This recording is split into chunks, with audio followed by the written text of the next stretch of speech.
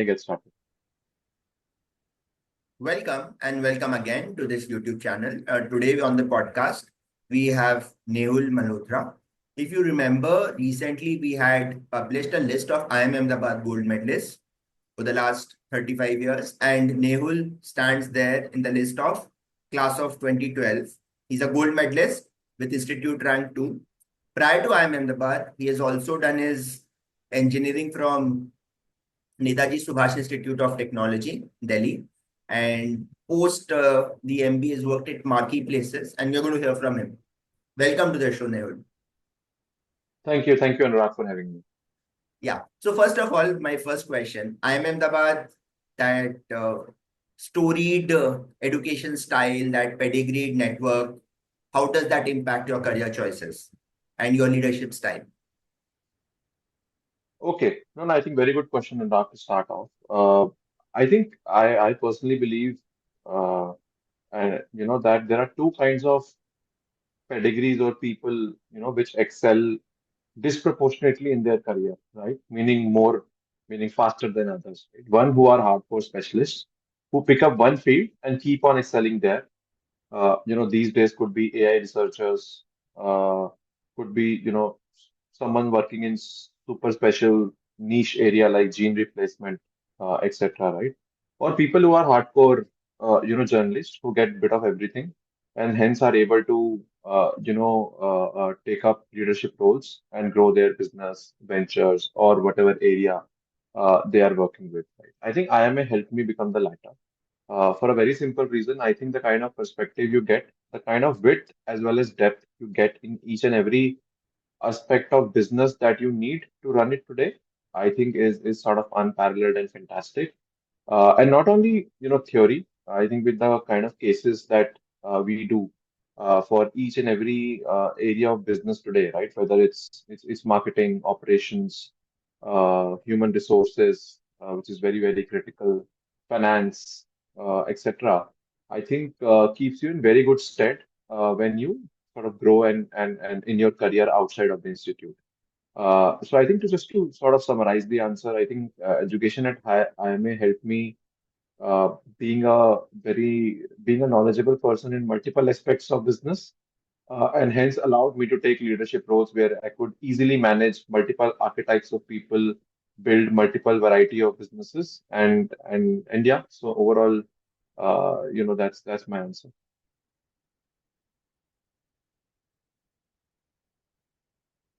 You're on mute and now. Yeah. So in terms of a career, you worked across consulting, so McKinsey, exec search at Renault Results. You've done two internships, Credit Suisse in investment banking, and then e-commerce, Souk, and then Paytm, Bharat Pay. What perspective has this diverse experience brought to you in terms of, there are so many career transitions that you had from consulting to exec search and then e-commerce, fintech, and now your own venture. So tell us about that. Yeah, no, I think so. I'll start maybe with sequence, right? I think Credit Suisse was an MBA intern, the one that we typically do after first year out of campus. It was an intern in investment banking. 23, I would say 18 to 20 hours working every day, non-stop, sometimes Sundays as well. Gave me a perspective on, frankly, or at least made me very confident on how hard I can work, right? While it was only for 2 months, but it tested my capabilities to the limit, and I was actually glad that I did well and I came out of it. Uh, I think post IMA joined McKinsey again from campus. That was the preferred career choice. Wanted to be in consulting because I always felt it give you a much wider perspective of life. And you know, I someday in campus I'd aim to be a CEO of a company, right? And I think consulting is the best starting choice out of campus if you want to do that. And I'll come to that later. I think Souk was more opportunistic. Basically, we end our course in April, and McKinsey had given me joining of September. So I was there for 6 months figuring out what to do. And then this 2 to 3 months internship came in Souk. Souk, by the way, is still the largest e-commerce player of Middle East, now acquired by Amazon.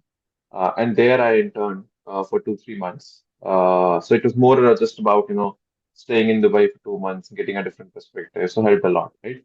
I think then came to McKinsey. Worked there for 2.5 years. I think McKinsey for me, and I have told this to a lot of my friends and peers as well. I think is a career accelerator, right? Because the kind of exposure you get working there for 2.5 to 3 years, solving core problems which sort of leadership of our client firms and which are very large client firms face is it gives you a lot of exposure.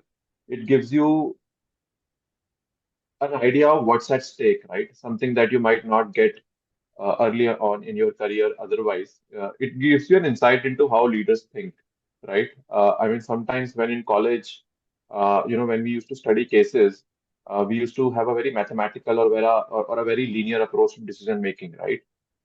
And then suddenly, when you go into real world, you realize one aspect that you never get is people, right? Which is actually the most important aspect of building any business, which is basically how do you keep your team together? How do you keep your well-wishers together? How do you manage their career along with yours?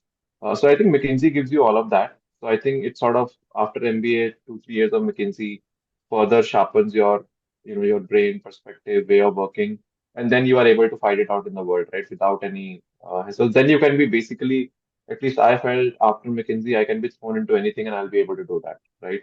And that is how, my career has worked. I have wandered around and uh, I think, but it's those core things I learned at IMA and McKinsey which have helped me in good stead. Yeah. So I think after McKinsey, this was 2015, right? I, I mean, this was the time of startup boom. This was the time when Flipkart had become a unicorn, right? They were the sort of the first or the second, if you keep Info Edge also included, unicorn. Uh, and there was suddenly this wave that, startups are going to be the next big thing. And I also wanted to explore. I also wanted to build my career in startups, and I joined Paytm.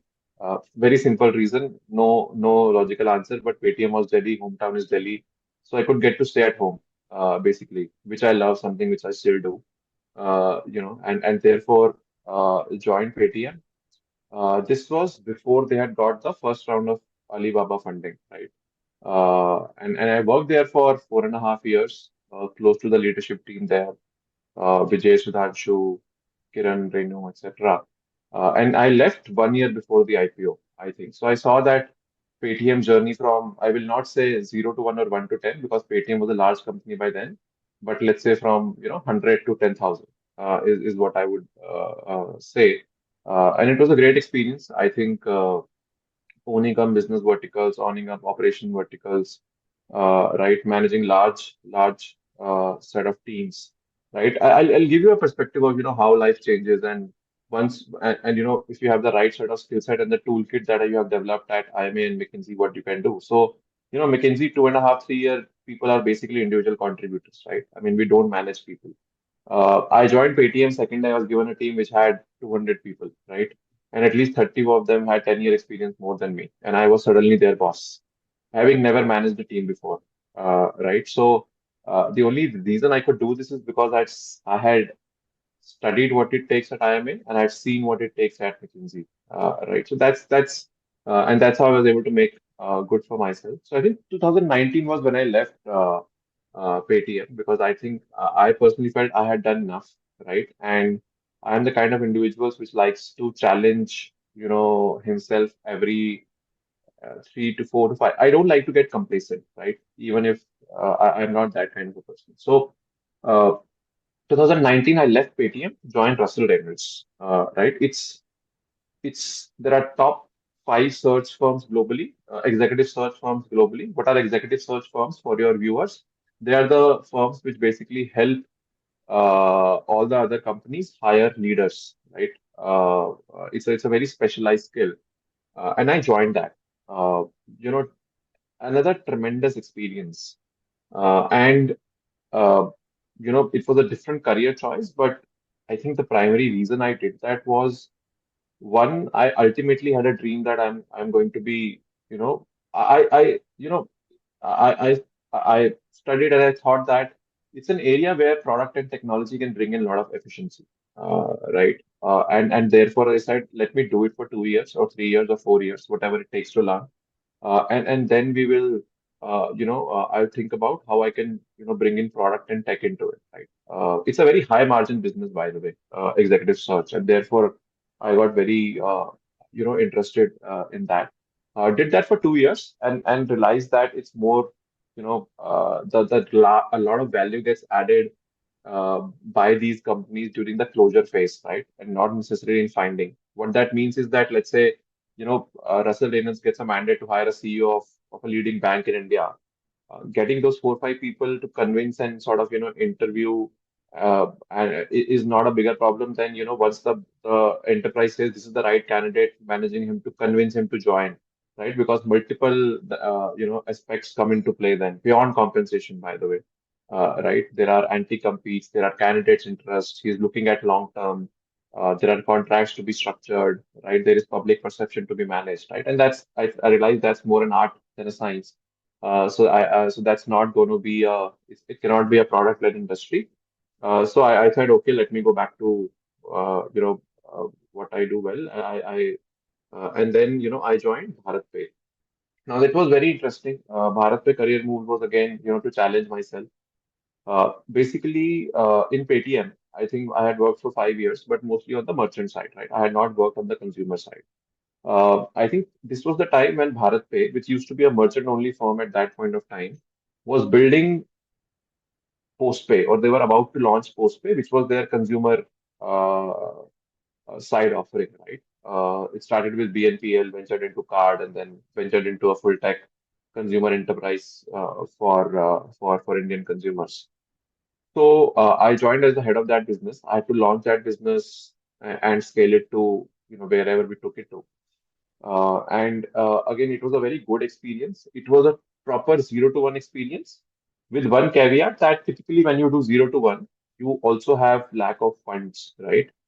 That was not the case at BharatPe because BharatPe as an enterprise still a very large enterprise, right? So there were no sleepless nights around where we're going to get the marketing budgets or the delivery budgets, right? The sleepless nights were about will we able to grow how much the CEO or the founder of BharatPe wants me to, right? So it was more about execution and strategy, execution challenges rather than thinking about where the money will come.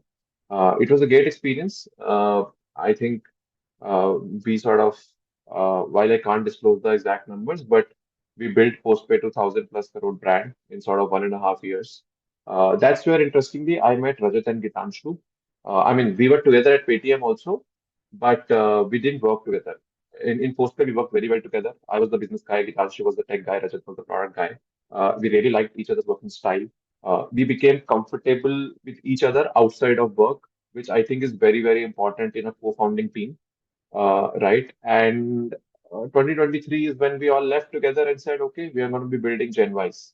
So that's I think how the career has panned out, and I couldn't be happier sitting here today about my career choices. Okay, perfect. So that's all the fixed salary part. Now coming to the entrepreneurial venture, raising an impressive $7 million from Matrix Partners and then starting GenWise. What really was the trigger for foundation of GenWise in terms of selection of the sector, elderly care? Okay. Why would you get attracted to something like the special care needs of this elderly care, these senior citizens? So when you say lifestyle app for senior citizen, what Yeah, exactly do you mean? sure. Okay, Anurag. So just sort of one correction. We raised 3.5 million, not 7 million. I think the same news came twice in the span of 3 months. So that's why a lot of folks believe it's 7 million, basically. So I think I'll start with the problem statement, right? See, I think we primarily solve elder loneliness, Anurag, right? Now, this is something which has been in my mind since 2014, and I'll tell you the trigger for it, right? So I think growing up, and I grew up in a middle class family.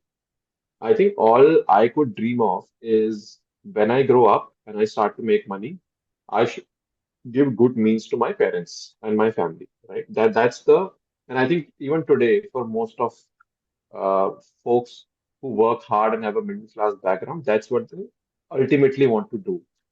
I think now, because my career was on a faster trajectory, right? Then I could do that quite comfortably in 2 to 3 years of having started working at McKinsey, right? Where and but I think one thing I realized was it was not that my folks or my parents were more happy or happier, right? Because what they started missing was me. In I'm a Delhi born person. I have always stayed at home except those 2 years that I am in, right? And I used to spend a lot of time with my parents, which was no longer possible, right? And this was also the time when my sister graduated from school and started going to college, so her availability at home was also reduced. And suddenly I realized that my basically what I saw was now all my parents, especially my mother, needed was you sit in front of us. We don't need the money, right? And that's what you have been working for all through your life, to be able to give good financial means to your parents. And then it triggered me that this loneliness in older adults or elder loneliness is a big problem, is going to be a big problem going forward, right? Now, cut that to today. I'll first sort of bring other geographies before starting with India, right? Today, Japan, right, which is now where the average age is 50 plus, is suffering their first bigger, loneliness in older adults is a bigger problem for them than healthcare, right? In fact, they have a ministry of loneliness. I'm not sure, not many of you, that's, yeah. Australia and Italy have set up state ministries, which are second level ministries for solving loneliness, right? Basically, the world is getting older, right? And as the world gets older, this problem is going to come up, right? India, interestingly, was the youngest in 2021. Now, every year, the average age of India increases. For a very simple reason, the birth rates are declining and the life expectancy is increasing. So the population shifts towards older age buckets, right? In fact, 2033 is when we lose demographic dividend. But what that means is that there are more people who need care versus people who work, right? So I think elder loneliness was a big problem in my mind for a larger period of time. I think it's not a problem which a lot of my friends got, right? And therefore, I kept the idea to myself. When I suddenly then I was speaking to Rajat Gitanshu and I realized that they also resonate a lot with the problem statement. They had similar versions of it in their mind, right? While they may not call it the way I am, they had similar issues in their mind, right? For example, one of my co-founder Gitanshu comes from a small town in Punjab. Now he again, like me, has given his family all the means back, right? Once he started to work. But all his efforts were focused down how can he get his parents out of that town to stay with him, right? So that he can keep them more happy than, right? And it was the same problem, but a different manifestation.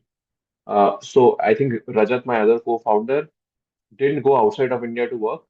And again, he's also from a tier one MBA college because he wanted to stay with parents, right? And so I think all three of us sort of resonated with the problem statement, right? Which was the first trigger point that okay, we can build something in it. I think second was ultimately we are business people. We wanted to build a commercial enterprise. I think what we also saw in this is segment, Anurag, was uh, that this is probably the segment which has the highest amount of money. I mean, if you exclude the last 5 7 years where salaries have really gotten up and a lot of wealth has come in the hands of 5 year 6 year old experienced working class people, in core of India, the financial decision makers are people in their 40s, 50s, and 60s, right? Not people in their 20s and 30s, because that's where all the wealth lies. Right. So I think we realize this is the consumer class, which is all the money, and yet nothing has been built in the digital world for them, right? So we saw the problem statement, we saw the economic opportunity.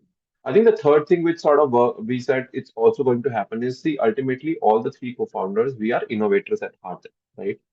I mean, so we are not the kind of people who will prefer to sell burger in 5 minutes when it is being sold in 30 minutes, right? I mean, we don't think that's enough value add, or we don't think that is changing the society by much, right? This was the segment because there was nothing built for them, gave us ample opportunity to innovate, right? Today, what we have built, Gen Y, the way we have built, it's not just about having an Indian peer, there is no global peer as well, by the way. Right? So I think these three were hooks sort of which said, okay, let's build. Uh, I think one enabler, very tactically, because we knew we were going to be building a smartphone-based business. Our segment needs to use a smartphone. And today, we classify our elders as young TG, 50 to 70. We are not working for 70 plus senior citizens, right? And I'll come to that later. They know how to use a smartphone. Smartphone penetration is 80% plus. Why? Because in India, smartphones came in 2005, right? So people who were in their 40, 50 at that point of time are now in 70, right? So there is today, you have the first generation of digital savvy elder population, right? Which was not there 10 years ago, right? So I think that is an enabler where I don't have to teach level one problem that how to open your phone and install an app to my customer. So I think that was an enabler. So combining this, we landed GenWise, right? I'll come to the idea later. I'll talk about. I think you asked about the fundraise. I think we raised $3.5 million from C47. Earlier, it was called Matrix Partners, as you would know. I think, look, fundraising is obviously fundraising makes life easier, right? A lot easier because you do not have to think about where you're going to be paying the next salary from, right, to your team. You do not have to think about whether you will be able to spend on marketing next month or not, right? Obviously, you have to still plan a business. Right? But it does bring additional responsibilities and additional work also. Investors become a very important stakeholder who need to be updated, who need to be managed, where their expectations and their inputs also need to be taken into consideration in your decision making, right? And that's all good, right? While it also brings in additional set of responsibility as a co-founding team, right? Because now it's no longer your own sweat equity that you are putting in. Now someone real money has also come in, right? So it's also an additional responsibility to be managed, right? Now, as a bootstrap firm, if three co-founders are able to focus 100% on building what's right for their consumers, as a venture capital funded firm, 10% of your time will go in managing that money, managing that stakeholder, right? Where you're not be building, uh, for your consumer or talking to your consumer. So you have to understand, what your firm needs, right? We knew we are going to be building for direct to consumer app, right? Which needs a lot of marketing muscles. So we needed funding. I think if you are building something which starts as a practice and then sort of grows into a SaaS business or an enterprise business, you may or may not need funding, right? So you have to make your own choices when you are starting up, invariably. I think luckily Z47 we found a great partner who liked the space, who liked the idea, and said, okay, we're gonna write the check for you. Uh, and we got the money. Right? So that's I think on the funding, Anurag. Your third question was around what GenWise is, what is the core idea, right around that. So I think today, so GenWise is an online club for elders. Uh, we target young elders, right? We target 50 to 70 years. And you mentioned this word called elder care. We are not building an elder care at all.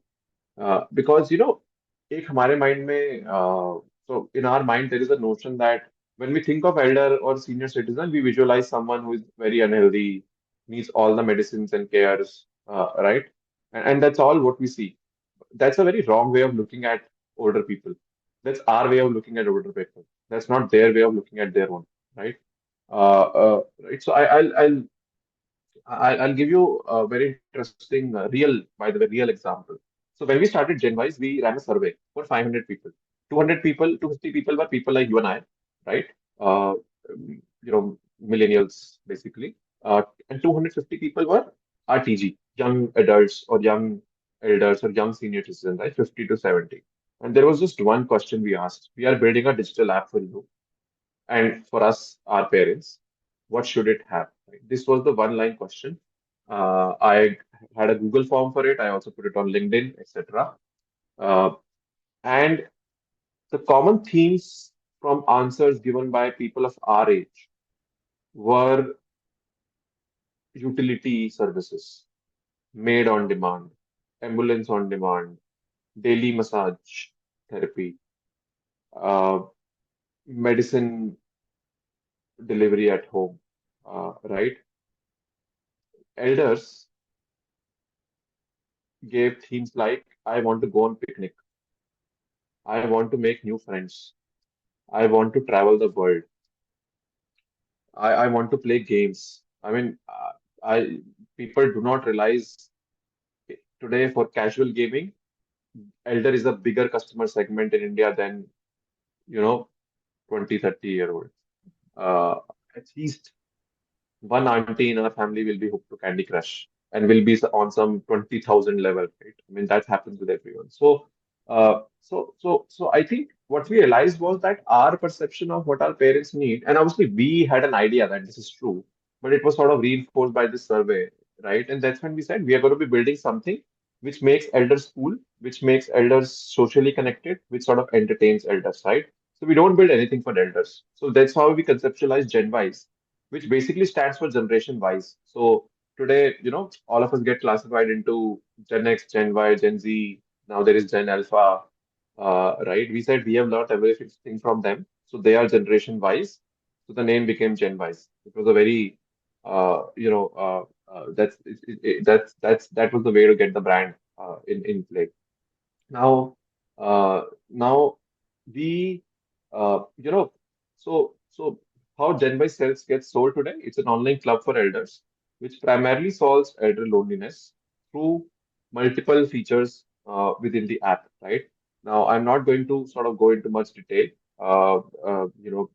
there, but that's sort of, what we have landed at, and that's what we The traction solve. that you've attained. Sorry? What is the kind of traction that you have attained in terms of number of lives that you have impacted? Okay, so we have lifetime impacted 1.5 million lives, and this is all from this TG, right? I'll tell you some of the other wins as well. So 1.5 million lives impacted. Uh, just to give you some matrices, so one of our product is sort of GenWise Sati, which offers emotional care and support to these elders on a call by our experts. We have done 3 million minutes of talk time on that, right? One of our feature is where elders can make new friends with other GenWise users. We have made 150,000 friendships of elders within India, right? And everyone says that for this segment, making friendship is not easy. I mean, that's what they want to do, right? If you really talk to them, they don't have enough avenues, right? And and interestingly, right, it's not just about engagement traction, right? 45,000, we have 45,000 subscribers who have paid us, right? And digitally, a lot of people say these people don't pay digitally. These people, how will we get money? These people are not very circumspect about anything digital. But here we are with the numbers, right? If you build the right product, they will pay. Yeah, so that's the kind of traction we have. And I think keeping aside number traction, every day, 20 to 30 people call our Sati and just cry, right? Like if I today search my WhatsApp, because what we have told, our counselors is that if any customer is in that state, just post on a group, right? So that we can see if he's being handled properly. At least 20 to 30 people just cry on the call, right? Because after a long time, someone is hearing them. Someone is willing to listen to their perspective, respect them, show them some love, companionship, etc. Right? So, that's another, those are the impacts which you can't measure in numbers, but you get to see a lot. We get to see a lot from a daily perspective. We get invited to the weddings of our users' children, which I think is the big uh, lever of user love. A lot of my teammates have got wedding proposals that beta आप मेरे बहू बन जाओ या आप मेरे दामाद बन जाओ, right? Something like that. So I think beyond the numbers, there is immense user love, right? Uh, a lot of our users, because we have community on the app, a lot of our users have connected or have met outside on their own. without GenWise being involved, right? I mean, obviously we know it because the discussions are happening on our platform, but there are now meetups happening in every city which we are not even organizing, Superb. right? People are meeting on their own. Okay, हम app पे दोस्त बन गए, हम मिलते हैं, right? People are flying kites, people are going on trips, and we are not doing anything. I mean, there. I mean, sometimes it looks like a missed opportunity, but then we are like, we know it's a future opportunity as well. This really So tempts me to really explore this app and recommend it to the elderly people, the senior citizens in my network. My final question, your last yeah, 30 I just put one caveat there. If you install the app, or if any of our viewers install the app, just put your date of birth as something above 50, because otherwise you will not see the whole app, right? Okay, So that's very important, because a lot of our features are not visible to the young audience. okay. My final question, your last 60 seconds of advice to budding entrepreneurs, and especially, ones who are thinking of leaving high-paying jobs for startups, etc. Your last 60 seconds of advice. Yeah. No, I think you have classified the segment very well. People who are leaving, high-paying jobs to start up. I think to do two, three things, right? Number one is take your family into confidence. Because when you start, everything looks very rosy, right? Your family is happy that, son is doing his business, your wife is happy. But I think you have to give them the real picture as well, that it's going to be more stressful. You have to manage your expenses. There is no guaranteed success in a startup, right? Uh, Most startups fail than succeed, right? So you have to tell them what you're getting into, and then you have to show a bigger picture that if it is successful, then your life will be in a completely different dimension, right? And take them into confidence, right? That is one. Second, I think manage your finances well. You should not be sweating about where my next month household expenses are going to come from. uh, Obviously, there'll be a dip in savings, but plan it well, right? Sometimes what I've seen is even if you have enough savings, but those obviously when you work in a startup, those savings take a dip. People get worried, but and they forget that that's the primary purpose they had saved for. So plan it well. Keep the funds marked, segregated. That okay, this is going to be running my household for next 3 years, and this is my long-term savings, right? Be very clear and have a strong mind on that, right? Because I think as a start entrepreneur, you have to be free from every other thing. The only problem that you should be focusing on is growing your business, right? Right. That's I think number two. I think finally, you know, be open to inputs from others, right? Many a time, what I've seen entrepreneurs is that once they identify a problem statement, they try too hard to prove that it works. After a period of time, if it doesn't work, it's okay to change, right? So I think, yeah, last three piece of those are the 3 points I would say. Super. Thank you so much for sharing your entire journey. And I think this 10 grams of gold is becoming costlier every day with Trump and the uncertainty. And I'm sure GenWise is going to add more value to more than 1.5 million people as the journey progresses. Thank you so much for joining this podcast, Mehul. And thanks again for your time. Thank you. Thank you, Anurag. It was good talking to you.